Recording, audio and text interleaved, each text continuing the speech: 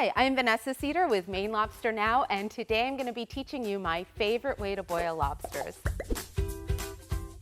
Did you know that about 50% of people who bring lobsters home don't cook them correctly? But I'm going to show you how easy it can be. When you bring home your lobster trap box in the mail, in it you'll find live lobsters straight off the coast of Maine and seaweed that ensures they stay fresh until you use them. I recommend using them the day that they arrive in the mail. The humane way to cook your lobsters is by putting them to sleep in the freezer for about 30 to 60 minutes. I like to put mine directly on a sheet pan. There you go. Some people like to put their lobsters directly into the pot of boiling water, but I like to snip the bands ahead of time, and putting them to sleep is a much safer way of doing so. So these will go directly into the freezer. Now that your lobsters are put to sleep, it's safe to remove the bands.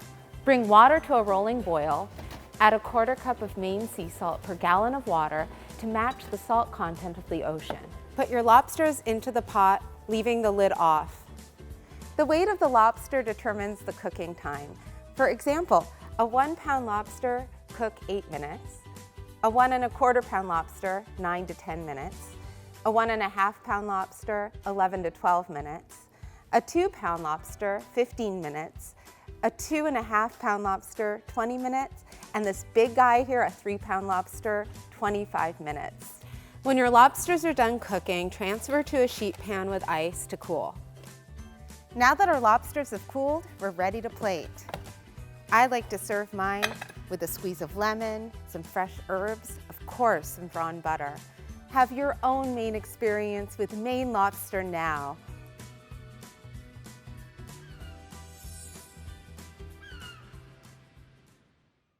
If you like this video, check out our other videos at Maine Lobster Now, or you can check out our website with the link below.